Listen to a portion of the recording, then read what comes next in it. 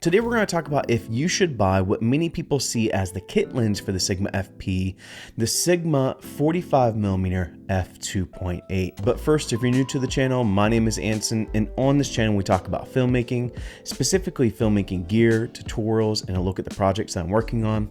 And so if that's something you're into, consider subscribing. Now, over the past couple months, we've seen a rise in popularity with the Sigma FP. And with that, there are a lot of people there looking at potentially buying the combo kit of the 45mm f2.8 with the Sigma FP body. And so I felt like it was a good opportunity to address my thoughts on this lens, and if you should spend that little bit extra money to pick up this lens if you have the opportunity. Now, for my S1H users, I am also giving you some love too, because there is some example footage of this lens with the S1H. Now, I do want to clarify that the lens that you're going to see in all the B-roll is a limited edition of this lens that was sent to me from Sigma. But as always, Sigma is not requesting I say anything specifically about the lens. They sent this to me like 2 years ago at this point. I'm just now getting around to talking about this lens specifically. So with that, you're going to get my full and honest opinion. And as always, we are going to break this lens down by the image, the build, and my overall thoughts / who I think would be useful for.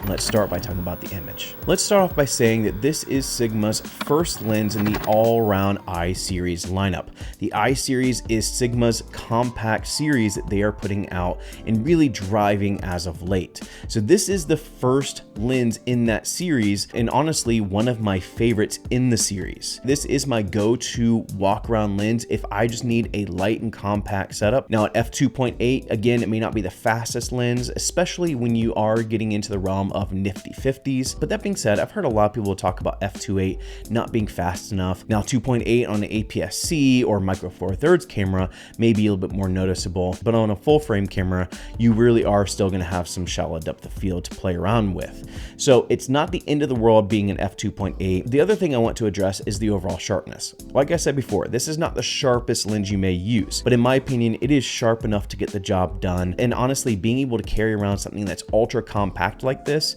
I'm okay sacrificing some of that sharpness, because also how often am I using diffusion to take down the sharpness? So not having a ultra sharp lens, you know, in some scenarios, it may be a sacrifice. In some scenarios, depending on what you're shooting, you may not want to go with this lens because it's not as tack sharp as some other lenses.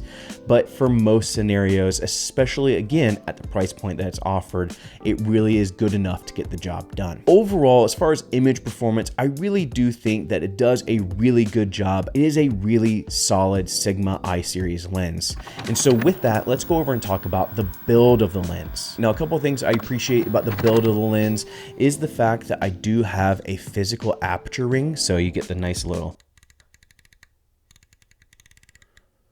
beautiful. Love it. You do have a focus ring. It's a smaller focus ring. It does come with a manual focus and autofocus switch, and it does have a lens hood that comes with it as well. You are looking at a 52mm filter thread, and so you may look at step-up rings if you have a larger ND filter or potentially a diffusion filter. And then overall, again, just a really solid little lens. That is one thing I love about these I series lenses. They are manufactured so well. And so between the image and the build, what are my overall thoughts and who would I recommend this lens for? Honestly, I love this little lens. It is one of my favorites.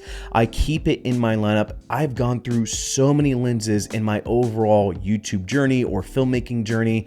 And so to have this lens stay in my arsenal means a lot. I'm not looking to get rid of it because it performs so well and it offers something really light and compact. And so again, if you are looking for an inexpensive, ultra lightweight and compact f2.8 prime, I would 100% check out the Sigma 45mm f2.8. And so that's it for me. I hope you guys enjoyed the video. If you did enjoy the video, make sure to give it a like. And if you're digging the overall content from the channel, consider subscribing. If you do have any more questions about this lens, let me know in the comment below. And as always, thank you for joining. Go and find your journey. Go embrace life. Stay safe, be happy, support each other. Wash those hands, and I'll see you here next time. Peace.